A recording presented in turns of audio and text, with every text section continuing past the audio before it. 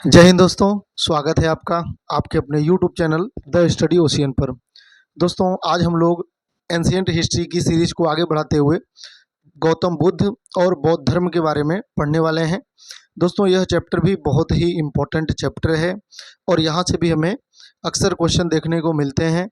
तो आप लोग क्या करना है कि नोट्स बनाते हुए और बिल्कुल ध्यान से दोस्तों क्लास को पूरा देखेंगे, तभी आप इस क्लास का पूरा फ़ायदा उठा पाएंगे।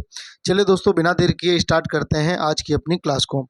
दोस्तों गौतम बुद्ध और बौद्ध धर्म, तो यह वीडियो सबसे पहले एक खंड में इसी में हम लोग सबसे पहला जो पार्ट होगा इसी में दोस्तों इसमें हम लोग सबसे पहले गौतम बुद्ध के बारे में पढ़ेंगे और दूसरा पार्ट इसी में बौद्ध धर्म के बारे में पढ़ने वाले हैं। और दोनों के दोनों ही जो पार्ट होगा बहुत ही इम्पोर्टेंट होगा।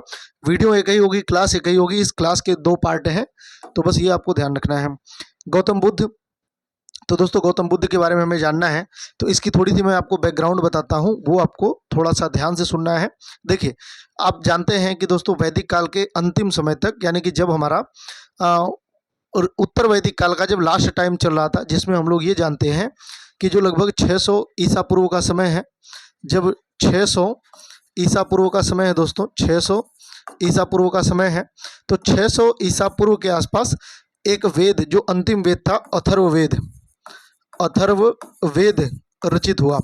और अथर्ववेद हमें ये बताता है कि इस काल के समय तक, यानी कि 600 ईसा पूर्व के आसपास दोस्तों, अंधविश्वास बहुत ही ज़्यादा, अंधविश्वास, ऐसे कर लीजिए, इसको हटा देंगे।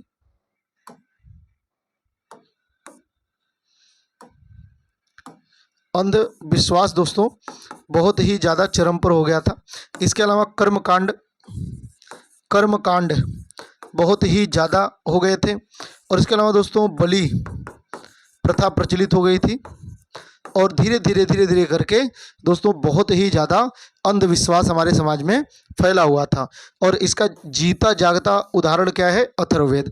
और इस टाइम तक बहुत सारे ऐसे भारतीय धार्मिक ग्रंथ लिखे गए जो कि दोस्तों अंधविश्वासों से भरे पड़े थे। और इन्हीं सब चीज़ों की वजह से दोस्तों, इन्हीं सब चीज़ों की वजह से हमारे समाज में एक पिछड़ापन आ गया था। समाज में जो एक तो हायरार्की सिस्टम बना हुआ था, इस सिस्टम में जो सबसे ऊपर वाला पायदान था वो ब्राह्मणों के लिए था, दूसरे नंबर पे क्षत्रिय थे, फिर वैश्य थे, और शूद्रों की स्थिति इस टाइम तक बहुत ही ज़्यादा दयनीय हो गई थी और समाज में जाति व्यवस्था जड़ जमा चुका था। इस चीज़ को दूर करने के लिए दोस्तों समाज में बहुत तरह के ऐसे समझदार लोग आगे आते हैं और वो लोग क्या करते हैं, इन कुरीतियों को दूर करने का प्रयास करते हैं। इनमें हमारे पास जो सबसे बढ़िया एग्जाम्पल है वह है दोस्तों गौतम बुद्ध। इसके अलावा महावीर स्वामी हैं, पार्श्वनाथ हैं, मखली घोषाल होंगे, मखली घोषाल खैर बात के हैं। ऐसे बहुत सारे विद्वान हमारे सामने आते हैं और वह इन सब अंधविश्वासों पर चोट करते हैं, इन सब विश्वासों को दोस्तों मना करते हैं और लोगों को जागरूक करते हैं। तो इस काल को हम लोग कहते क्या हैं? इतिहास में इस काल को कहते हैं दोस्तों धर्म सुधार आंदोलन। क्या कहते हैं? सामाजिक एवं धार्मिक सुधार आंदोलन। सामाजिक एवं धार्मिक सुधार आंदोलन कहते हैं इसको, ठीक है, सामाजिक धार्मिक सुधार आंदोलन। तो प्राचीन काल में सामाजिक धार्मिक सुधार आंदोलन लगभग 600 ईसा पूर्व में शुरू हो गया था। क्लियर है? क्योंकि इसी टाइम सबसे ज़्यादा अंधविश्वास आए थे, तो इसलिए गौतम बुद्ध, महावीर स्वामी, ऐसे बहुत सारे जो विचारशील पुरुष थे या जो लोग ज्ञानी लोग थे वो समाज में आते हैं। दोस्तों ऐसे ही धार्मिक और सामाजिक सुधार आंदोलन मध्यकाल में भी होता है, जब कबीर, तुलसी जैसे लोग होते हैं और मीराबाई और ऐसे बहुत सारे विद्वान होते हैं और सूफी संत होते हैं बहुत सारे, जो समाज में धर्म सुधार आंदोलन और समाज सुधार आंदोलन करते हैं। और ऐसे ही आधुनिक काल में भी आता है समय, लगभग 18वीं सदी से शुरू होता है। 18वीं सदी क्या, 19वीं सदी से शुरू होता है और ये 20वीं सदी तक जाता है। तो कहने का मतलब मैं आपको ये बता रहा हूँ कि हर काल में धार्मिक और सामाजिक सुधार आंदोलन चलते रहते हैं। तो यह भारत में पहला सामाजिक धार्मिक सुधार आंदोलन था जो 600 ईसा पूर्व में ये प्रारंभ हो गया था। क्लियर है? तो ये लंबे समय तक चलेगा और हमारे संस्कृति में, हमारे कल्चर में जो कुरीतियाँ होंगी उनको ये लोग दूर करने का प्रयास करेंगे। अच्छा, जो लोग वैदिक व्यवस्था को नहीं मानते थे या ब्राह्मणवादी व्यवस्था पर चोट करते थे, ऐसे लोगों को क्या कहा जाता था? श्रमण कहते थे। दोस्तों ये भी आपको ध्यान रखना है, एग्जाम में पूछा जाता है। जो लोग ब्राह्मणवादी व्यवस्था पर चोट करते हैं, नहीं मानते, उनको क्या कहते हैं? श्रमण कहते हैं। ये आपको ध्यान रखना है, ठीक है। तो चलिए सबसे पहले हम गौतम बुद्ध के बारे में एक जीवन परिचय देखते हैं। आपको पता है गौतम बुद्ध के बारे में, जो गौतम बुद्ध का जीवन हम लोग देख लेते हैं दोस्तों, इनका जीवन ये देख लेते हैं, जीवन इनके बारे में। तो इनका नाम सिद्धार्थ गौतम। इनके बचपन का नाम क्या था दोस्तों? सिद्धार्थ। एग्जाम में पूछा जाता है, सिद्धार्थ इनके बचपन का नाम है। ये जो गौतम बुद्ध हुए, गौतम, ये जो बुद्ध हुए, बुद्ध, ये जो गौतम शब्द लगा हुआ है, ये इनकी दोस्तों गोत्र हुआ करती थी। क्या था? गोत्र। और बुद्ध, जब ये ज्ञान की प्राप्ति हो गया इनको, तब जाकर के इन्हें बुद्ध कहा गया, ठीक है। इनका जन्म 563 ईसा पूर्व में हुआ था, लगभग 563 ईसा पूर्व में हुआ था, ये आपको ध्यान रखना है। जन्म स्थान इनका लुम्बिनी, वर्तमान में नेपाल में पड़ता है ये, तो लुम्बिनी में इनका जन्म स्थान था। और दोस्तों ये 80 वर्ष की आयु तक अपना जीवन यापन पूरा करते हैं। 80 वर्ष की अवस्था तक ये जीवित रहते हैं। इसके बाद फिर अगर इसी में से 80 साल घटा देंगे तो 483 ईसा पूर्व में इनकी मृत्यु हुई थी। 483 ईसा पूर्व में। इनके पिता का नाम क्या था? पिता का नाम था दोस्तों शुद्धोधन। पिता का नाम क्या था? शुद्धोधन था। शुद्धोधन था, शुद्धोधन, जो कि शाक्य कुल के थे। किस कुल के थे दोस्तों? शाक्य कुल के थे। और इसलिए बुद्ध का कुल भी कभी पूछा जाएगा आपसे तो आप बताएंगे शाक्य कुल, ठीक है। इनकी माता दोस्तों, माता, तो ध्यान रखना है, इनकी माता जन्म देने वाली अलग है और इनका लालन पालन करने वाली अलग है। इनकी माता का नाम क्या था दोस्तों? महामाया। क्या नाम था? महामाया। महामाया, जो कि दोस्तों कोलीय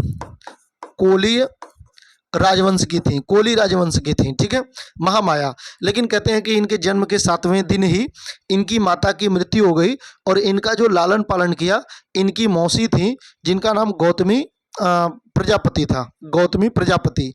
तो इनकी मौसी भी थी और उनकी सौतेली माँ भी थी। सौतेली माँ का मतलब ये होता है कि इनके पिता ने उनसे विवाह कर लिया था।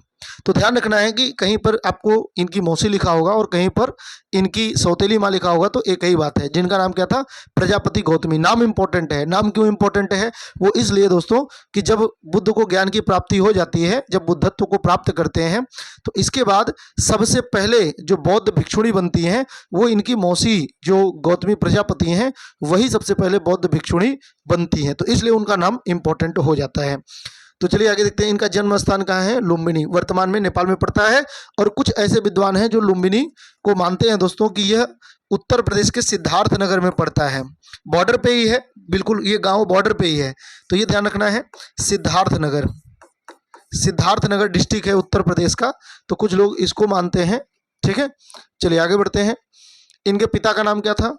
राजा शुद्धोधन, जो शाक्य वंश के थे। पूछा जाता है आपसे, वंश पूछा जाता है, इंपॉर्टेंट है। इनकी माता रानी महामाया, जो कोली राजवंश की थी, ये मैंने बताया अभी आपको। इनका लालन पालन किसने किया था? क्योंकि ये इनके जन्म के 7वें दिन ही इनकी माता की मृत्यु हो गई थी। तो इनका जो लालन पालन हुआ वह इनकी मौसी प्रजापति गौतमी के द्वारा किया गया था, ठीक है। गौतमी प्रजापति या प्रजापति गौतमी, आप जैसे भी याद करें, लिखा होगा आप याद कर लेंगे। इनकी पत्नी दोस्तों यशोधरा है इनकी पत्नी। और आप कमेंट करके ये बताएंगे कि यशोधरा नाम की रचना किसने लिखी है। दोस्तों बहुत ही इंपॉर्टेंट ये ग्रंथ है यशोधरा, जिसमें जब बुद्ध जी ज्ञान की प्राप्ति के लिए घर छोड़ करके अपने पुत्र राहुल और अपनी पत्नी यशोधरा को छोड़ करके जाती हैं, तो उसके बाद फिर उन्हीं के विरह को लेकर के यह यशोधरा रचित है और बहुत ही ख्याति प्राप्त ग्रंथ है। एग्जाम के लिए भी बहुत इंपॉर्टेंट है। तो आप कमेंट करके बताएंगे कि यह यशोधरा पुस्तक को किसने लिखा हुआ है, ठीक है। जो 16 वर्ष की आयु में विवाह हुआ था इनका, ये इंपॉर्टेंट नहीं है। 16 वर्ष की आयु में इनका विवाह हुआ था। पुत्र का नाम इनके राहुल है, पुत्र का नाम राहुल है, पूछा जाता है। इनके घोड़े का नाम दोस्तों कंथक। घोड़े का नाम बहुत ही इंपॉर्टेंट है। इनके घोड़े का नाम क्या था? कंथक। इनके सारथी का नाम क्या था? चाण या चन्ना। इनके सारथी का नाम, जो इनके साथी होते हैं, जो इनके साथ घुमाते हैं, तो मतलब घूमते रहते हैं, उन्हें कहते हैं चन्ना। एक कहानी आप लोग जानते होंगे, बहुत ही प्रचलित है, कि गौतम बुद्ध जी का जब जन्म हुआ था तो इनके पिताजी उस टाइम के जितने भी बड़े बड़े ज्योतिष विद्वान लोग थे उनको उन्होंने बुलाया है ना। और उन्होंने अपने पुत्र का यानी कि बुद्ध जी का जो सिद्धार्थ थे, इनका भविष्य जानने की कोशिश की। तो वहाँ पर जितने भी वहाँ पर एकत्रित हुए थे जो ज्योतिष थे, उन्होंने बताया कि यह जो आपका पुत्र है, शुद्धोधन से उन्होंने बताया, राजा शुद्धोधन से, कि यह जो आपके पुत्र हैं, यह आगे चल करके भविष्य में या तो बहुत बड़े प्रतापी राजा बनेंगे और या तो बहुत बड़े सन्यासी बनेंगे, है ना। या तो बहुत बड़े राजा बनेंगे और या तो बहुत बड़े सन्यासी बनने वाले हैं। तो कहते हैं कि इस बात से लेकर के जो ये राजा थे वो डर रहे थे, शुद्धोधन डर रहे थे कि कहीं हमारा पुत्र सन्यासी ना बन जाए। प्रतापी राजा बने तो ठीक है, लेकिन कहीं ऐसा ना हो कि बहुत बड़ा सन्यासी नहीं बन जाए। तो कहते हैं कि उसके बाद उन्होंने बुद्ध को पूरी तरीके से दोस्तों सारी सुख सुविधाएं देना शुरू कर दिया और बहुत बाल्यावस्था में ही उनको सारी राजसी सुख सुविधाएं उपलब्ध था और घर में ही उनको बंद करके और पूरी सुविधाएं उनको उपलब्ध थी। बात समझ में आ रहा है। कहते हैं कि एक दिन राजा शुद्धोधन नहीं थे या किसी कारण से गौतम बुद्ध अपने सारथी चन्ना के साथ वो यहाँ से निकल पड़ते हैं घूमने के लिए अपने राज दरबार से बाहर। और जब वो जाते हैं घूमने के लिए तो सबसे पहले उन्होंने वहाँ पर देखा एक वृद्ध व्यक्ति को, यानी कि इसके पहले भगवान बुद्ध कभी वृद्ध व्यक्ति को नहीं दिखे थे। तो जब उन्होंने अपने सारथी से पूछा कि यह वृद्ध व्यक्ति क्यों कराह रहा है, क्यों इसको ये चिल्ला क्यों रहा है, तो चन्ना ने बताया कि इसको दर्द हो रहा है क्योंकि ये बूढ़ा है, बूढ़े में है ना, तकलीफ होती है बुढ़ापे में। तो बुद्ध जी ने पूछा कि भाई ये ऐसे क्यों हैं, तो उन्होंने कहा ये एक अवस्था होती है उम्र की। चन्ना ने बुद्ध को बताया। इसका मतलब ये कि बुद्ध को इसके पहले कुछ भी नहीं पता था कि दुनिया में वृद्ध नाम का भी कोई होता है, वृद्ध भी कुछ होता है। तो कहते हैं कि चन्ना ने उनको बताया कि ये जो वृद्ध व्यक्ति है ये एक अवस्था है और हर व्यक्ति की, इस धरती पर कोई भी व्यक्ति हो, हर व्यक्ति की अपने जीवन की अवस्था में एक टाइम ऐसा आएगा कि वह इसी अवस्था से होकर के गुजरेगा, यानी कि वह वृद्ध जरूर होगा। कहते हैं यह बात बुद्ध को बहुत ही ज़्यादा आहत हुई और उसके बाद फिर वह चिंतित ही थे और वो आगे बढ़े। तब तक दोस्तों उनको एक बीमार व्यक्ति दिखाई दिया। कैसा व्यक्ति दिखाई दिया? बीमार। तो बीमार व्यक्ति को देख करके, बीमार भी था और वो बहुत ज़्यादा करा रहा था। तो चन्ना ने पूछा कि ये तो ठीक है, ये तो वृद्ध भी नहीं है, फिर ये क्यों करा रहा है? तो चन्ना ने बताया कि यह बीमार है और हर व्यक्ति कभी न कभी बीमार हो जाता है और जब वो बीमारी की इस अवस्था से गुजरता है तो उसे बड़ी ही तकलीफ होती है और वो ऐसे ही दर्द से कराता है। तो बुद्ध कहते हैं कि क्या मैं भी बीमार होऊंगा तो मुझे भी ऐसा ही दर्द होगा? तो चन्ना ने कहा हाँ, कोई भी बीमार होगा उसे ऐसे ही दर्द होगा। और उसके बाद फिर दोस्तों कहते हैं कि बुद्ध के जीवन में एक तरीके से वैराग्य सा उत्पन्न होने लगा। फिर जैसे ही वो आगे बढ़े तब तो एक मृत व्यक्ति होता है उसका शव लेकर के लोग जा रहे थे। तो वो पूछते हैं चन्ना से कि भाई ये कौन है और इसको लोग उठा करके क्यों लेकर के जा रहे हैं? तो चन्ना ने कहा कि यह व्यक्ति मृत्यु को प्राप्त कर चुका है, यानी इसकी मृत्यु हो चुकी है। अब यह अचेत है, यानी कि इसके बारे में अब अपने खुद के बारे में ये कुछ नहीं जानता और ये पूरी तरीके से चेतना शून्य हो चुका है। तो कहते हैं कि मतलब मृत, मतलब कहते हैं कि ये फिर लौट करके कभी आने वाला नहीं है। कहते हैं कि बुद्ध को उसके बाद तो फिर बहुत ही ज़्यादा वैराग्य इसलिए उत्पन्न हो गया जब उन्हें ये पता चला कि इस धरती पर हर व्यक्ति कभी न कभी मृत्यु को प्राप्त करेगा और यही जीवन का सत्य है। तो कहते हैं कि उसके बाद बुद्ध बड़े ही वैरागी हो गए और वो वहाँ से कहे कि अब आगे नहीं जाना है और वो वहाँ से लौट चले अपने राजमहल की ओर। और जैसे ही वो जा रहे थे तब तक दोस्तों उन्हें सड़क के किनारे एक सन्यासी व्यक्ति दिखाई देता है। तो वो काफ़ी प्रसन्न चित्त था। तो जब उन्होंने चन्ना से पूछा कि यह व्यक्ति इतना प्रसन्न चित्त क्यों है और ये इतना शांत क्यों बैठा हुआ है, तो चन्ना ने बताया कि यह एक सन्यासी है और इसके पास कुछ भी नहीं है, न तो कुछ पाने के लिए न तो कुछ खोने के लिए, है ना, इसलिए ये प्रसन्न है। इसके पास ऐसा कुछ भी नहीं है जिसके खोने का इसके पास डर हो और ऐसी कोई चीज़ नहीं है जिसकी ये लालसा रखता हो, है ना, तो इसलिए ये प्रसन्न चित्त है। और इसके बाद तो भैया जो बुद्ध थे उनके दिमाग में पूरी तरीके से वैराग्य हो गया और उन्होंने निर्णय ले लिया उसी क्षण कि भाई मुझे भी ऐसा ही सन्यासी बनना है। और उसके बाद कहते हैं कि उन्होंने अपनी पत्नी यशोधरा और अपने पुत्र राहुल को राज कुटिया में ही छोड़ करके, राजमहल में ही छोड़ करके 29 वर्ष की अवस्था में वो घर को त्याग दिए। इस घटना को बौद्ध धर्म में महाभिनिष्क्रमण कहते हैं। तो जब बुद्ध गृह त्याग करके आगे गए दोस्तों तो एक अनुपीय नाम का आम का बगीचा होता था। ये एग्जाम में क्वेश्चन पूछा जाता है। अनुपीय नाम का आम का बगीचा था, उन्होंने वहां पर कुछ देर विश्राम किया। तो ये पूछा जाता है कि बुद्ध सबसे पहले गृह त्याग के बाद किस बगीचे में रुके हुए थे। तो आम का बगीचा था, आम्र बगीचा कहते हैं, आम्र बाग कहते हैं हम, जिसका नाम अनुपीय था। तो वहां पर वो कुछ क्षण रुकते हैं और वहीं पर उन्हें उनके पहले गुरु दोस्तों जो अलार कलाम थे, जो सांख्य दर्शन के विद्वान थे, जिनका नाम था अलार कलाम। क्या नाम था? अलार कलाम। तो उस अलार कलाम को अपना गुरु मानते हैं बुद्ध, जो कि सांख्य दर्शन के विद्वान थे। और उसके बाद तो फिर अलार कलाम उनको बहुत तरह की ज्ञान और शिक्षा की बात करते हैं, लेकिन बुद्ध सेटिस्फाइड नहीं होते अपने क्वेश्चन को लेकर के, अब कि सामने से जो जवाब आ रहा है उससे वो सेटिस्फाइड नहीं होते। और कहते हैं उसके बाद उन्होंने आगे गए और उसके बाद तो फिर वो दोस्तों 6 वर्ष तक कुल अपना इधर उधर भटक करके और फिर ज्ञान प्राप्ति के लिए लीन हो गए। और उसके बाद की जो घटना है वो ये कि 6 वर्ष की अवस्था के बाद 35 वर्ष की आयु में, ये सब एग्जाम में पूछा जाता है, 29 वर्ष की आयु में उन्होंने गृह त्याग किया था। और 6 वर्ष की कठिन तपस्या के बाद अंततः 35 वर्ष की आयु में दोस्तों उनको ज्ञान की प्राप्ति हुआ। और जब उन्हें ज्ञान की प्राप्ति हुआ तो दोस्तों इसको एनलाइटमेंट कहते हैं, इसको बुद्धत्व कहते हैं, है ना। तो उनको बुद्धत्व प्राप्त हो गया और उनको उपाधि मिल गई बुद्ध की। और उसके बाद तो फिर वो आते हैं सारनाथ। तो आगे की कहानी हम लोग आगे देखेंगे, फिलहाल इतना आगे बढ़ते हैं। तो प्रमुख घटनाएं देखते हैं। तो गौतम बुद्ध के जीवन संबंधी 4 दृश्य अत्यंत प्रसिद्ध हैं, जिन्हें देखकर उनके मन में वैराग्य की भावना उठी थी। दोस्तों कई बार एग्जाम में क्या होता है कि या तो वनडे एग्जाम की बात बता रहा हूँ, बड़े एग्जाम की नहीं, वनडे एग्जाम की, बहुत सारे एग्जाम में क्या होता है कि इनमें से कोई एक चीज हटा करके कोई एक नई चीज इसमें ऐड कर देंगे चौथे ऑप्शन के रूप में, और कहेंगे कि बुद्ध को जो 4 प्रमुख दृश्य से वो अवगत हुए थे उनमें से कौन सा एक घटना नहीं है, ऐसा क्वेश्चन या तो पूछा जाता है। और या तो फिर क्या करते हैं, इसी को लिख करके आगे पीछे लिख करके वो कहते हैं सही सीक्वेंस बताइए। और ये क्वेश्चन आपको कई बार दिख जाएगा प्रीवियस ईयर्स के अपने क्वेश्चन में, तो इनका सीक्वेंस बिल्कुल ध्यान रखना है। सबसे पहले बुद्ध को क्या दिखा था? वृद्ध व्यक्ति। उसके बाद क्या दिखा था? बीमार व्यक्ति। मैंने अभी आपको कहानी बताया था बिल्कुल उसी सीक्वेंस में वैसे ही। फिर आपको दोस्तों ये बताना है कि मृत व्यक्ति को बुद्ध जी ने देखा था। और जो चौथा नंबर है दोस्तों वो है सन्यासी का, जो कि प्रसन्न मुद्रा में था, और इसी को देख करके बुद्ध पूरी तरीके से वैरागी हो गए। क्लियर है? चलिए आगे बढ़ते हैं, ये बिल्कुल आप याद कर लेंगे। महाभिनिष्क्रमण। महाभिनिष्क्रमण किसे कहते हैं दोस्तों? जब उन्होंने गृह त्याग किया था। बौद्ध धर्म में गृह त्याग को क्या कहते हैं? महाभिनिष्क्रमण कहते हैं। ये आपको ध्यान रखना है। बौद्ध धर्म में महाभिनिष्क्रमण क्या कहते हैं? गृह त्याग की घटना को कहते हैं, जो कि 29 वर्ष की आयु में था। लेकिन मैं कुछ और बात बता रहा हूं, वो भी आपको ध्यान रखेंगे। जब बुद्ध को ज्ञान की प्राप्ति हुई, जब बुद्ध को ज्ञान की प्राप्ति हुई, ज्ञान की प्राप्ति हुई, तो ज्ञान की प्राप्ति को क्या कहते हैं?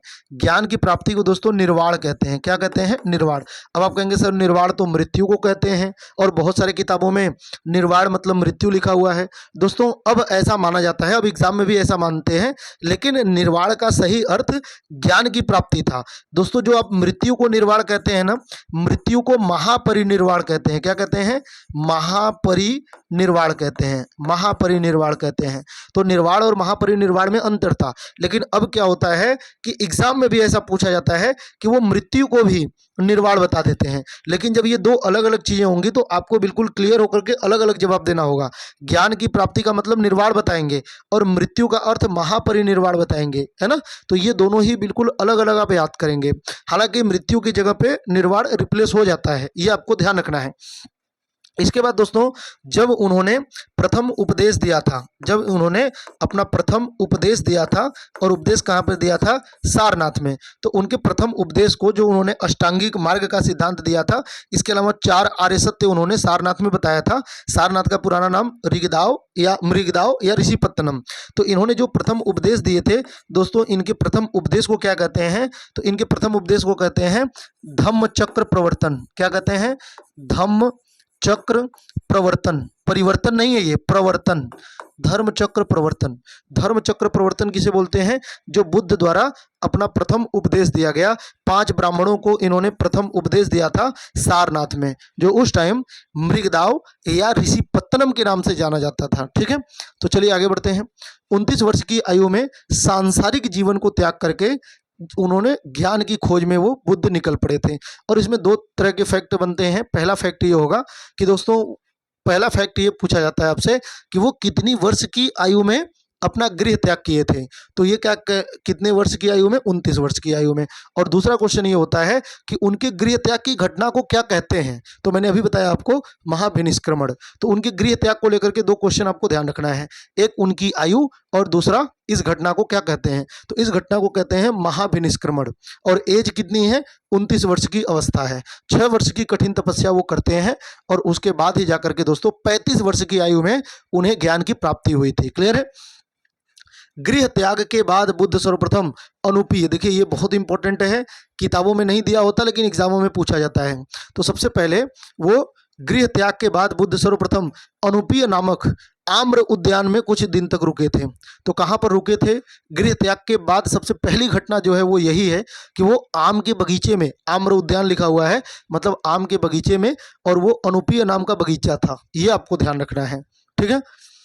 प्रथम गुरु, तो इनके प्रथम गुरु दोस्तों यहाँ पे आधार कलाम लिखा हुआ है, ये आप अलार कलाम कर लेंगे। क्या कर लेंगे? अलार कलाम।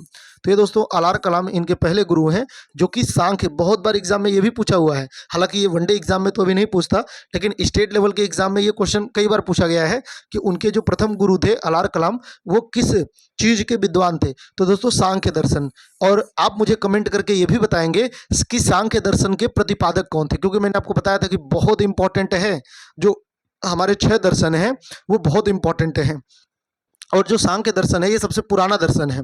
तो सांख्य दर्शन के प्रतिपादक कौन है ये अभी आप कमेंट करके जरूर बताएंगे। आपका कमेंट हमें बताता है कि आप कितनी सीरियस होकर के क्लास को लेते हैं। ठीक है? जो इनके दूसरे गुरु हैं दोस्तों, दूसरे गुरु हैं बुद्ध के, उनका नाम है रुद्रक रामपुत्र। तो कई बार ये भी पूछ लिया जाता है, एक दो बार पूछा हुआ है स्टेट पीसीएस में ही, इसके अलावा आरओ में। तो ये भी आप ध्यान रखेंगे कि इनके दूसरे गुरु का नाम क्या था? रुद्रक रामपुत्र था। लेकिन अब ज़्यादा इंपॉर्टेंट तो पहले गुरु ही हैं, तो पहले गुरु का नाम तो आपको हमेशा ही ध्यान रखना है, जिनका नाम है अलार कलाम। ठीक है? ज्ञान की प्राप्ति देखते हैं। तो ज्ञान की प्राप्ति इनको 35 वर्ष की आयु में बोध गया नामक स्थान पे, दोस्तों बोध गया है, तो बोध गया है ना, वर्तमान में ये गया डिस्ट्रिक्ट है बिहार का। तो बोध गया में इनको ज्ञान की प्राप्ति हुई थी। एक तो स्थान है, दो तीन चीजें पूछा जाता है ज्ञान को लेकर के। एक तो दोस्तों स्थान पूछा जाएगा, क्या पूछा जाएगा? स्थान। और स्थान क्या है? बोध गया। क्या है दोस्तों? बोध गया है, बोध गया। क्लियर है? दूसरा है दोस्तों नदी, किस नदी के किनारे? नदी के किनारे पूछा जाएगा, तो आप बताएंगे निरंजना नदी। कौन सी नदी है? निरंजना नदी, निरंजना नदी, ये आपको ध्यान रखना है। और तीसरी चीज पूछी जाती है दोस्तों, किस वृक्ष के नीचे? किस वृक्ष के नीचे? तो दोस्तों पीपल के वृक्ष के नीचे। किसके नीचे? पीपल वृक्ष के नीचे। और पीपल को इसीलिए दोस्तों बोधि वृक्ष कहते हैं। क्या कहते हैं? बोधि वृक्ष कहते हैं, बोधि वृक्ष कहते हैं। बोधि वृक्ष किसे कहते हैं? पीपल के वृक्ष को बोधि वृक्ष कहते हैं। तो ये तीन चीजें उनके ज्ञान की प्राप्ति को लेकर के हैं। 35 वर्ष की आयु में बोध गया में, जो कि बिहार में है, निरंजना, और वर्तमान नाम निरंजना नदी का क्या है? फल्गु। तो निरंजना नदी के तट पर इन्हें पीपल वृक्ष के नीचे ज्ञान की प्राप्ति हुई थी। और दोस्तों इन्होंने क्या किया? वहां पे निर्वाण प्राप्त किया। और निर्वाण का अर्थ ज्ञान प्राप्ति होता है। भले ही निर्वाण को मृत्यु के रूप में देखते हैं, लेकिन निर्वाण ज्ञान प्राप्ति के लिए यूज होता है बौद्ध धर्म में, ये सही है। और महापरिनिर्वाण के रूप में मृत्यु को देखते हैं। निर्वाण का मतलब ज्ञान होता है, लेकिन अब इतना प्रचलित हो गया है ये, एग्जाम में भी अब मृत्यु को ही निर्वाण माना जाता है। तो आप देख लेंगे एक बार, जब निर्वाण और महापरिनिर्वाण अलग अलग होगा तो आप सही अर्थ में महापरिनिर्वाण का अर्थ मृत्यु बताएंगे और निर्वाण का अर्थ ज्ञान प्राप्ति बताएंगे। ये आप क्लियर रखेंगे अपने माइंड में। ठीक है? तब से ये क्या कहलाए? बुद्ध कहलाए। तो अपने ज्ञान प्राप्ति के बाद ये बुद्ध कहलाए। और दोस्तों इन्हें क्या कहते हैं? एशिया का प्रकाश पुंज, एशिया का प्रकाश पुंज कहते हैं। प्रकाश पुंज, इसका अर्थ क्या होता है? लाइट ऑफ एशिया, एशिया का प्रकाश पुंज या लाइट ऑफ एशिया कहते हैं किसको? बुद्ध को। ठीक है? आगे बढ़ते हैं। धर्म चक्र प्रवर्तन, तो जब इन्हें बोध गया में ज्ञान की प्राप्ति हो गई, गौतम बुद्ध को जब बोध गया में ज्ञान की प्राप्ति हो गई, तो दोस्तों ये सबसे पहले कहाँ पे आए? मृगदाव। कहाँ पर आए? मृगदाव, मृगदाव, मृगदाव आए, या इसी को क्या कहते हैं? ऋषिपत्तनम। क्या कहते हैं? ऋषिपत्तनम। और ये किस स्थान का नाम था दोस्तों? सारनाथ का, सारनाथ का स्थान है, जिसका नाम क्या है? मृगदाव या ऋषिपत्तनम। तो वो सबसे पहले वहाँ से मृगदाव या ऋषिपत्तनम आए और उन्होंने ब्राह्मणवादी व्यवस्था को चुनौती दिया। तो वहाँ पर कहते हैं कि शास्त्रार्थ हुआ था, ब्राह्मणवादी व्यवस्था को इन्होंने विरोध किया और वहीं पर शास्त्रार्थ हुआ। और कहते हैं दोस्तों कि ऐसा नहीं है कि वो जा करके और उपदेश देने लगे और बाकी लोग इकट्ठा होकर के सुनने लगे, ऐसा नहीं है। शास्त्रार्थ हुआ, इन्होंने ब्राह्मणवादी व्यवस्था का विरोध किया। और इसके बाद दोस्तों जब इन्होंने बोलना शुरू किया, जब चीज़ों के बारे में सही जानकारी के रूप में इन्होंने बताना प्रस्तुत किया अपने तर्क के माध्यम से, तो 5 ब्राह्मण वहीं पर इनके शिष्य बन गए। बात समझ में आ रहा है? तो ये होता है बुद्ध का प्रथम उपदेश। और ये भी पूछा जाता है कि उन्होंने प्रथम उपदेश के दौरान क्या बताया था। तो इन्होंने दोस्तों अपने प्रथम उपदेश के द्वारा, ध्यान रखना है, अष्टांगिक मार्ग का सिद्धांत दिया था। ये आगे बताऊंगा मैं क्या होता है। अष्टांगिक मार्ग का सिद्धांत दिया था, यानी कि 8 मार्ग बताए थे इन्होंने मुक्ति के। तो अष्टांगिक मार्ग का सिद्धांत बताया था। इसके अलावा 4 आर्य सत्य बताया था। 4 आर्य सत्य बताया था जो दुख से रिलेटेड है। जो किससे रिलेटेड है? दुख से रिलेटेड है। जीवन दुखमय है और दुखमय का जो माध्यम होगा, जो मतलब मुक्ति होगी दुखों से, वो होगा दोस्तों तृष्णा का त्याग। तो ये 4 आर्य सत्य ये बताते हैं और अष्टांगिक मार्ग बताते हैं। तो ये पूछा जाता है कि उन्होंने अपने प्रथम उपदेश में क्या बताया था। तो अष्टांगिक मार्ग का सिद्धांत दिया था और इसके अलावा 4 आर्य सत्य बताए थे। वो क्या है आगे हम लोग देखेंगे। गौतम बुद्ध द्वारा प्रथम उपदेश सारनाथ में दिया गया, जिसे धर्म चक्र प्रवर्तन कहा गया। इस दौरान बुद्ध ने अष्टांगिक मार्ग का सिद्धांत दिया था और इसके अलावा दोस्तों इसी में इन्होंने क्या किया था, 4 आर्य सत्य भी बताए थे। ये भी आप नोट कर लेंगे। 4 आर्य सत्य बताया था, ये भी आप क्या कर लेंगे, नोट कर लेंगे। बुद्ध ने सर्वप्रथम तपस्सु एवं भल्लिक नामक 2 शूद्रों को बौद्ध धर्म का अनुयायी बनाया। ये तब आप बताएंगे जब आपसे पूछा जाएगा कि गौतम बुद्ध के संघ में पहली बार किस शूद्र ने ज्वाइन किया था, शामिल हुआ था। तो ये 2 दोस्तों क्या होंगे, शूद्र होंगे। उस जमाने में जब ये बुद्ध ज्ञान की प्राप्ति किए थे, तो उस जमाने में दोस्तों ये ब्राह्मणवादी व्यवस्था बहुत चरम पर था और ये जो ब्राह्मण क्षत्रिय वैश्य शूद्र का स्तरीकरण था, ये बहुत ही कठोरता से लागू था। और इसमें जो शूद्र थे वो दोस्तों बिल्कुल आखिरी पायदान पे थे, है ना। और उनको कोई भी अधिकार नहीं था, न तो शिक्षा का, न तो मतलब एक तरीके से यहाँ तक कि वो शिक्षा प्राप्त करना भी चाहे तो नहीं कर सकते, है ना। तो इस तरीके से उनको मजबूर किया गया कि वो अपने काम को ही करें। और जब गौतम बुद्ध आते हैं तो वो कहते हैं नहीं भाई, जो शिक्षा होगा वो सबके लिए होगा, बस योग्यता होनी चाहिए आपके अंदर। अगर योग्यता है, अगर पढ़ाई करने की भूख है, अगर ज्ञान इकट्ठा करने की भूख है, तो हाँ सब बराबर हैं। तो कहते हैं कि बुद्ध ने बराबरी का सिद्धांत दिया और इसीलिए उनको दोस्तों, अच्छा देखिए, इस टाइम तक आते आते 2 लोगों की कंडीशन बहुत ही ज़्यादा खराब थी, एक महिलाओं की और दूसरा शूद्रों की, एक महिलाओं की और दूसरा शूद्रों की। और इसीलिए जो गौतम बुद्ध हैं वो जब बराबरी का सिद्धांत लेकर के आते हैं तो महिलाएं और शूद्र ये दोनों बड़ी संख्या में ज्वाइन करते हैं बौद्ध संघ को, यानी कि बौद्ध धर्म को, बुद्ध के विचारों को। 2 लोग बड़े पैमाने पर ज्वाइन करते हैं, एक शूद्र और दूसरा महिलाएं। क्यों? क्योंकि जब ये संघ में आती थी या जब शूद्र संघ में आते थे तो इनको दोस्तों बराबरी का भाव होता था कि भाई यहाँ तो हर कोई बराबर है, यहाँ तो हर कोई बराबर है। तो ये भाव आता था। और ये भाव तो जैन धर्म में भी नहीं था महिलाओं को, क्योंकि महिलाओं को जैन धर्म की एक ही शाखा एक्सेप्ट करती है जो कि श्वेतांबर वाली शाखा है। दिगंबर तो महिलाओं को एक्सेप्ट ही नहीं करते। तो जैन धर्म में भी उन्हें वो समानता नहीं मिली जो कि बौद्ध धर्म में मिली दोस्तों। तो बौद्ध धर्म में महिलाओं का और शूद्रों का बिल्कुल प्रवेश एक्टिव कर दिया गया था, जारी कर दिया गया था। और इनमें 2 शूद्र जो होते हैं, एक तपस्सु और दूसरे भल्लिक, ये दोनों सबसे पहले बौद्ध धर्म को ज्वाइन करते हैं। एज ए शूद्र थे, लेकिन बाद में जब ये ज्वाइन करते हैं तो वहाँ तो बराबर हो गए, तो वहाँ तो कोई शूद्र वाली भावना नहीं है। तो ये 2 व्यक्तियों का नाम एग्जाम में पूछा जाता है, तपस्सु एवं भल्लिक। और दोस्तों पहली महिला जिसने ज्वाइन किया तो वो गौतम बुद्ध की स्वयं जो मौसी हैं, जिन्होंने उनका लालन पालन किया था, प्रजापति गौतमी। तो वो पहली महिला हैं, बौद्ध भिक्षुणी हैं जो बौद्ध संघ को ज्वाइन करती हैं। ये भी आपको याद होना चाहिए। नमक 2 शूद्रों को बौद्ध धर्म का अनुयायी बनाया गया। बुद्ध के राजगृह पहुंचने पर बिंबिसार ने उनका स्वागत किया था। जब बुद्ध दोस्तों उपदेश दे करके वो राजगृह गए तो उस टाइम जो बिंबिसार हैं इन्होंने उनका बुद्ध का स्वागत किया था? तो ये भी पूछा जाता है कि मगध के किस शासक ने बुद्ध का स्वागत किया था? तो बिंबिसार। दोस्तों यहाँ पे ध्यान रखना है, ये मैंने इसलिए लिखा है, ये जो लाइन है इसके लिखने का पर्पस केवल और केवल इतना है कि आपके एग्जाम में कई बार, वनडे एग्जाम में कई बार पूछा जाता है कि गौतम बुद्ध कौन, गौतम बुद्ध किसके समकालीन थे, किस मगध शासक के समकालीन थे? गौतम बुद्ध किस मगध शासक के समकालीन थे? तो गौतम बुद्ध दोस्तों दो शासकों के समकालीन थे। दो शासक कौन कौन से हैं? एक बिंबिसार हैं और दूसरा अजातशत्रु हैं। दूसरा कौन है? अजातशत्रु हैं। ये बिंबिसार के ही पुत्र हैं अजातशत्रु। तो बिंबिसार और अजातशत्रु इन दो के समकालीन बुद्ध जी थे, और इनमें बड़ा जो उनका शासनकाल होता है वह बिंबिसार के समय में। दोस्तों जो अजातशत्रु हैं इनके शासनकाल में ही बुद्ध की मृत्यु हुई थी। तो बुद्ध के जीवन का लंबा जो समय बीता वह बिंबिसार के शासनकाल में बीता, लेकिन बुद्ध की मृत्यु जो हुई, मृत्यु जो हुई वह अजातशत्रु के समय में हुई।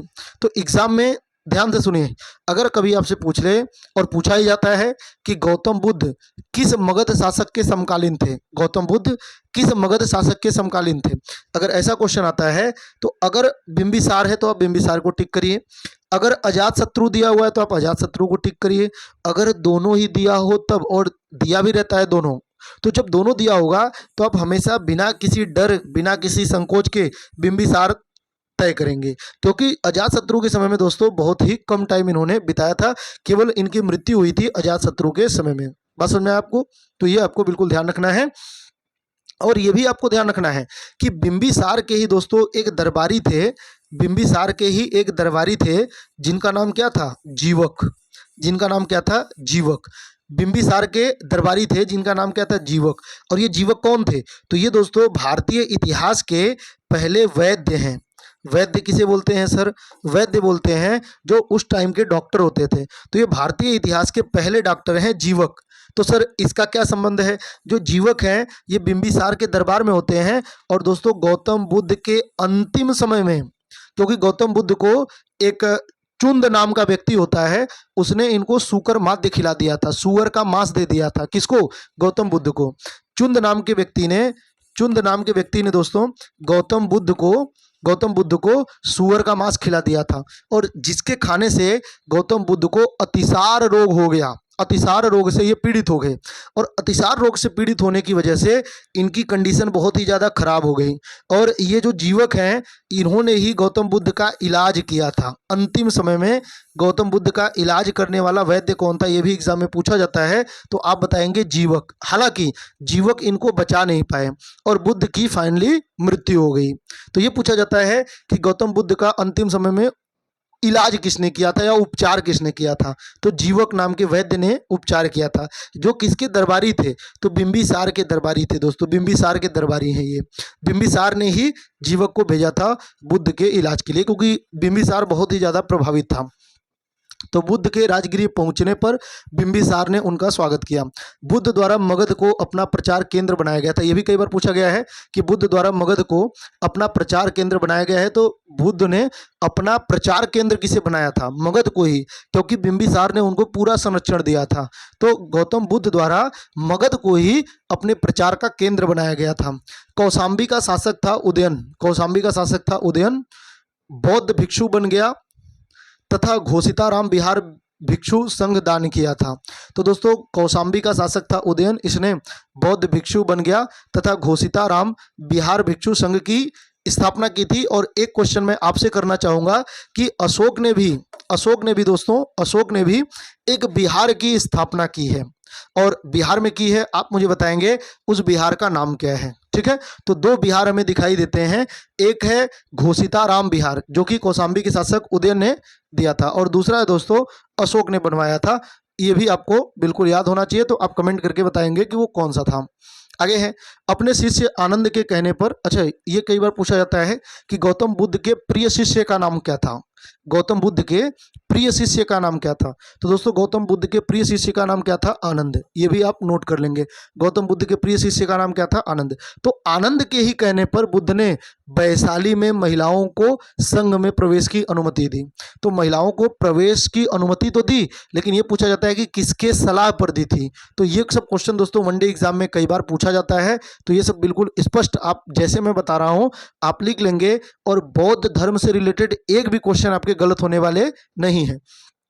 तो आनंद के कहने पर, जो इनके सबसे प्रिय शिष्य थे, तो प्रिय शिष्य का नाम इनके क्या है? आनंद। और आनंद के ही कहने पर इन्होंने वैशाली में महिलाओं को संघ में शामिल होने की अनुमति दी। तो कई बार यही पूछा गया है कि बुद्ध के बौद्ध धर्म के संघ में सबसे पहली बार किस स्थान पर महिलाओं को शामिल किया गया? तो वैशाली में दोस्तों जो बौद्ध संघ, देखिए इन्होंने सबसे पहले जो संघ बनाया था वो सारनाथ में बनाया था, और दूसरी बार जो संघ बनाया तो वो वैशाली में बनाया। तो सारनाथ में इनका पहला संघ बना और दूसरा संघ बना वैशाली में। तो इन्होंने वैशाली में महिलाओं को प्रवेश की अनुमति दी थी। तो सबसे पहले महिलाओं को जो ज्वाइन कराया गया संघ में, बौद्ध संघ में, वो वैशाली में। ये क्वेश्चन भी आप प्रीवियस ईयर्स में देखेंगे तो आपको मिल जाएगा। गौतम बुद्ध द्वारा भिक्षुणी संघ की स्थापना वैशाली में की गई। भिक्षुणी मतलब जो महिलाओं के लिए जो संघ है, क्योंकि महिला इसमें शामिल हो गई थी। क्लियर है? तो भिक्षुणियों के लिए अलग से एक संघ बनाया गया वैशाली में। पूछा जाता है कि सबसे पहले भिक्षुणी संघ कहाँ बनाया गया या महिलाओं का प्रवेश कहाँ पर किया गया। अगर ऐसा क्वेश्चन होगा तो आप हमेशा बताएंगे क्या? वैशाली। क्लियर है? प्रजापति गौतमी पहले बौद्ध भिक्षुणी बनी थी। तो जो इनकी मौसी थी दोस्तों, जिन्होंने इनका लालन पालन किया था, इन्होंने ही सबसे पहले बौद्ध धर्म को ज्वाइन किया था। ये भी मोस्ट इंपॉर्टेंट होगा और इसको भी बिल्कुल आपको याद कर लेना है। उनकी एक प्रमुख भिक्षुणी आम्रपाली भी थी। तो कई बार ये पूछा जाता है कि आम्रपाली कौन थी? तो महावीर की शिष्या, बुद्ध की शिष्या, इस तरह के ऑप्शन होते हैं। तो आम्रपाली इनकी सबसे प्रिय शिष्य थी, जो बुद्ध की सबसे प्रिय शिष्या थी। प्रिय शिष्या महिला है, ये प्रिय शिष्या थी, उनका नाम क्या था? आम्रपाली। ये भी आपको बिल्कुल ध्यान रखना है। ज्ञान प्राप्ति के 20वें वर्ष बुद्ध श्रावस्ती पहुंचे तथा उन्होंने वहां अंगुलीमाल नामक डाकू को अपना शिष्य बनाया। दोस्तों अंगुलीमाल नाम का डाकू, देखिए बुद्ध ने अपना जो सबसे ज्यादा उपदेश दिया वो कहां पर दिया? श्रावस्ती में। श्रावस्ती। लेकिन एक दुखद बात यह है श्रावस्ती के बारे में, एक दुखद बात यह है कि उत्तर प्रदेश का सबसे निरक्षर अगर कोई डिस्ट्रिक्ट है तो वह कौन सा है? श्रावस्ती। यहाँ की शिक्षा दर बहुत ही नीचे है। अगर उत्तर प्रदेश का सबसे कम साक्षर जिला कभी आपसे पूछे, या सबसे निरक्षर जिला यानी कि सबसे कम साक्षर जिला अगर कभी आपसे पूछे, तो आप किसे बताएंगे? श्रावस्ती को ही। जबकि बुद्ध ने यहाँ पे सबसे ज़्यादा उपदेश दिया है ना। तो ये भी मैं आपको याद करने के लिए बता दिया श्रावस्ती के बारे में। शिक्षा के मामले में इसकी स्थिति बहुत ही ज़्यादा खस्ता है। ये तराई क्षेत्र का एक डिस्ट्रिक्ट है जो नेपाल के बॉर्डर पे है। तो दोस्तों तराई क्षेत्र का ये डिस्ट्रिक्ट है। श्रावस्ती में ही बुद्ध ने सबसे ज़्यादा अपने उपदेश दिए हैं, श्रावस्ती में। और दोस्तों ये जो श्रावस्ती में बुद्ध ने उपदेश दिए, तो एक बार ये अपने ज्ञान प्राप्ति के 20वें वर्ष ये श्रावस्ती गए थे। जब उपदेश देने के लिए या जब वहाँ पे भ्रमण करने के लिए श्रावस्ती पहुँचे, तो वहाँ पर एक डाकू फेमस था जिसका नाम था अंगुलीमाल डाकू। तो कहते हैं कि वो लोगों को मार करके और उनकी उंगलियाँ काट करके उसका माला बना करके और वो पहन लेता था, जो अंगुलीमाल डाकू था। तो बुद्ध को ये बात पता चली कि भाई ऐसा कोई डाकू है जो कि लोगों को मारता है और उसकी उंगली काट करके वो माला पहन लेता है। तो गौतम बुद्ध जी नहीं डरे और वो वहाँ पर उपदेश देने के लिए पहुँच गए। और कहते हैं कि अंगुलीमाल जो डाकू था उसकी मुलाकात हो गई बुद्ध से। तो कहते हैं कि बुद्ध को उसने कहा ठहरो, और बुद्ध ने कहा मैं तो कब का ठहर चुका हूँ, तुम कब ठहरोगे, है ना। तो उसके बाद कहते हैं कि बुद्ध के इस वाक्य से जो अंगुलीमाल डाकू है, आप लोग कभी ऐसा ट्राई मत करिएगा, लेकिन कहते हैं कि बुद्ध के ऐसे उपदेश से, ऐसे मीठे वचनों से अंगुलीमाल डाकू जो था वो बहुत ही ज़्यादा प्रभावित हुआ और उसने फिर अपना ये सब गलत काम छोड़ करके दोस्तों वह बुद्ध का अनुयायी बन जाता है। तो हमारे एग्जाम में क्वेश्चन कैसे पूछा जाएगा? क्वेश्चन पूछा जाता है कि अंगुलीमाल डाकू बुद्ध के द्वारा, मतलब बुद्ध से कहाँ मिलता है, किस स्थान पे मिलता है, किस स्थान पे उनकी मुलाकात होती है? तो ये कहाँ पर होगा? श्रावस्ती, जहाँ पर बुद्ध ने सबसे ज़्यादा उपदेश दिए थे। तो ज्ञान प्राप्ति के 20वें वर्ष बुद्ध श्रावस्ती पहुंचे तथा उन्होंने वहां अंगुलीमाल नामक डाकू को अपना शिष्य बना लिया अपने मीठे वचनों से। बुद्ध द्वारा सर्वाधिक उपदेश कहाँ पर दिए गए? श्रावस्ती में दिए गए। ये भी कई बार एग्जाम में पूछा गया है। उन्होंने अपना अंतिम उपदेश कुशीनगर में सुभद्र को दिया था। दोस्तों बुद्ध का अंतिम उपदेश उन्होंने किसको दिया था? तो एक तो ये कुशीनगर स्थान ध्यान रखेंगे, अंतिम उपदेश इन्होंने कुशीनगर में दिया था। अंतिम उपदेश इन्होंने कहाँ पर दिया था? कुशीनगर में। और किसे दिया था? सुभद्र को दिया था। किसे दिया था? सुभद्र को दिया था।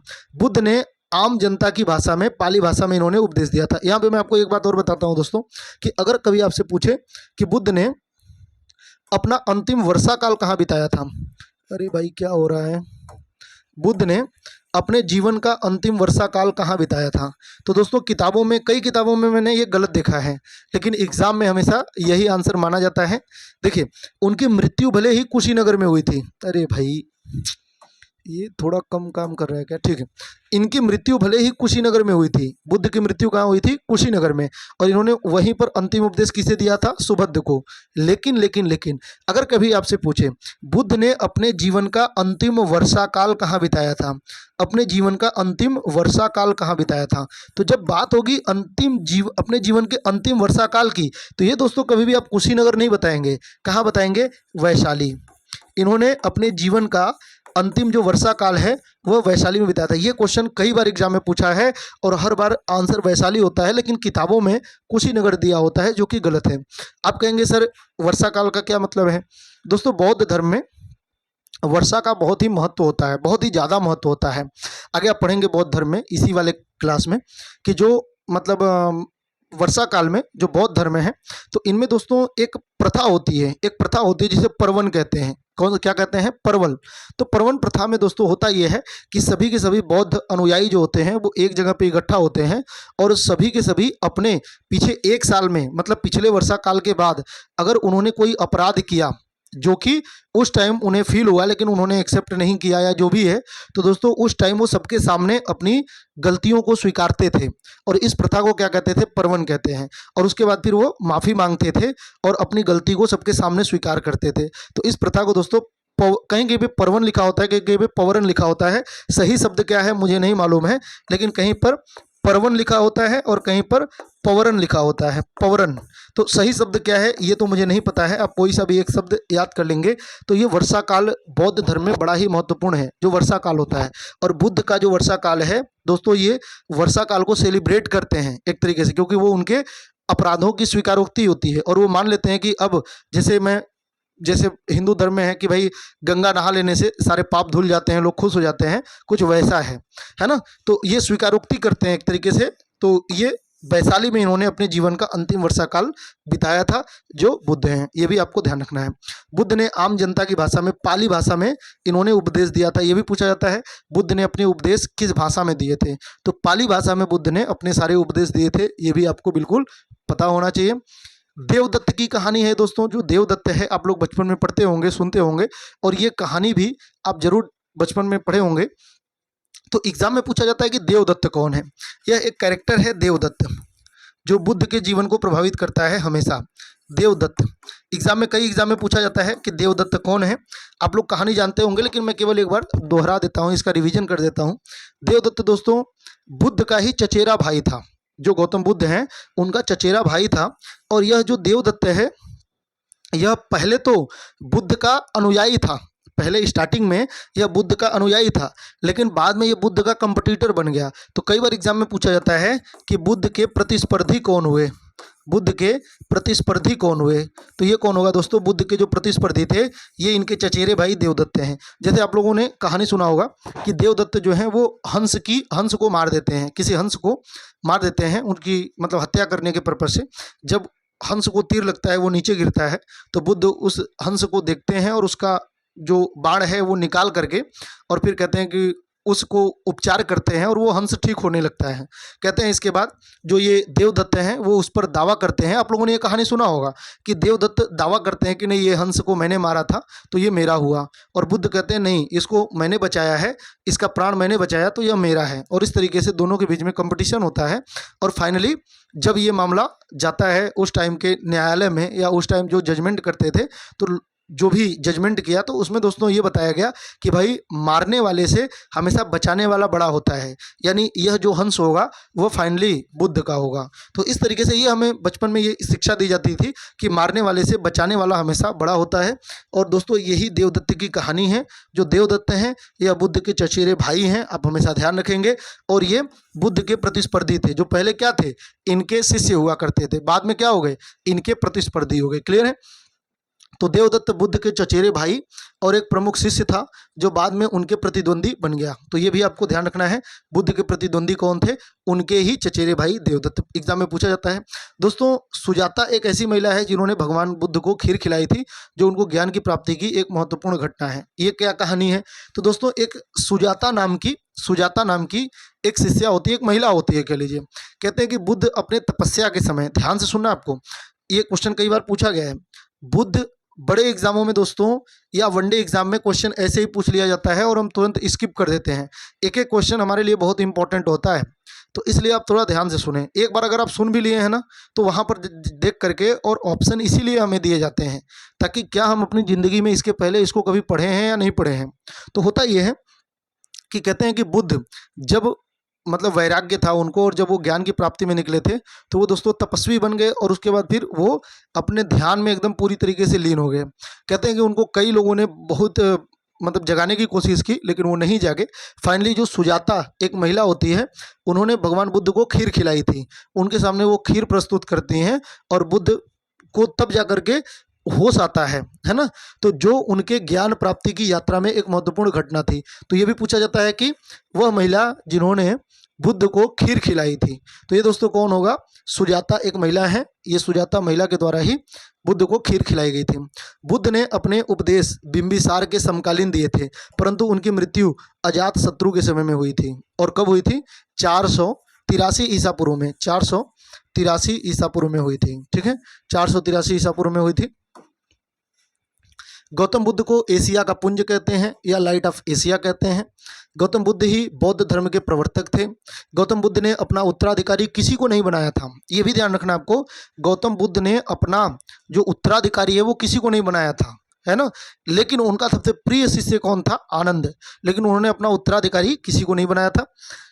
बौद्ध परंपराओं के अनुसार मैत्रेय एक बोधिसत्व हैं जो भविष्य में पृथ्वी पर अवतरित होंगे और बुद्धत्व को प्राप्त करेंगे। तो कौन है ये, मैत्रेय एक बोधिसत्व हैं जो भविष्य में पृथ्वी पर अवतरित होंगे और बुद्धत्व को प्राप्त करेंगे। ठीक है। महापरिनिर्वाण क्या होता है, तो इनकी जो मृत्यु हुई बौद्ध धर्म में, इस घटना को क्या कहते हैं, महापरिनिर्वाण कहते हैं। अच्छा दोस्तों, जो बौद्ध धर्म में इन्होंने ज्ञान की प्राप्ति, इन्होंने मतलब लोगों को उपदेश दिया था प्रथम, तो प्रथम उपदेश को क्या कहते हैं, धम्म चक्र प्रवर्तन।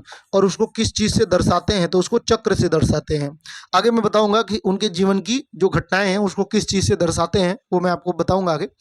महापरिनिर्वाण 80 वर्ष की आयु में कुशीनगर में, जो वर्तमान में उत्तर प्रदेश में है, बुद्ध की मृत्यु हुई, यानी वो निर्वाण प्राप्त किए, महापरिनिर्वाण प्राप्त किए 483 ईसा पूर्व में। 80 वर्ष की आयु में है तो कभी कभी आपको क्या करना है, अगर 483 याद करना कठिन हो रहा है तो कोई बात नहीं, आप केवल इनका जन्म याद रखें। 563 ईसा पूर्व में इनका जन्म है, 563 ईसा पूर्व में इनका जन्म है, केवल जन्म याद रखें। फिर 80 वर्ष की अवस्था तक ये जिए थे, तो 80 इसमें से माइनस कर लेंगे, 563 में से 80 माइनस कर लेंगे दोस्तों, तो यही आएगा। तो केवल ये ध्यान रखना आपको कि 80 वर्ष तक की इनकी अवस्था है, और इसके अलावा इनका जो जन्म था 563 ईसा पूर्व था। तो फिर आपको ये याद रखने की जरूरत नहीं होगी, अगर मिक्स हो जाता है तब की बात मैं बता रहा हूँ। महात्मा बुद्ध अपने जीवन के अंतिम पड़ाव में हिरण्यवती नदी के तट पर अपने शिष्य चुंद के यहाँ शुकर माध्व भोज्य सामग्री, शुकर माध्व मतलब सुअर का मांस, तो शुकर माध्व भोज्य सामग्री खाई और अतिसार रोग से पीड़ित हो गए, और यहीं पर उनकी मृत्यु हो गई थी। तो ये पूछा जाता है कि बुद्ध को उनके जीवन के अंतिम समय में किसने सुअर का मांस खिला दिया था, तो दोस्तों ये चुंद नाम का एक शिष्य था, इसने ही बुद्ध को सुअर का मांस दिया था और उन्होंने खा भी लिया था।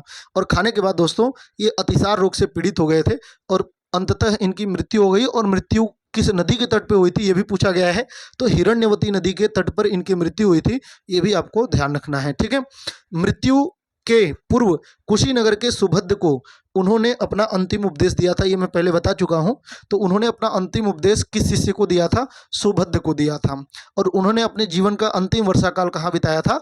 वैशाली में बिताया था। हालांकि इनकी मृत्यु कुशीनगर में हुई है। ठीक है, बुद्ध ने अपने जीवन का अंतिम वर्षाकाल, चलिए यहाँ पे है, मुझे लगा ये नहीं है इसलिए मैं बार बार बोल रहा था।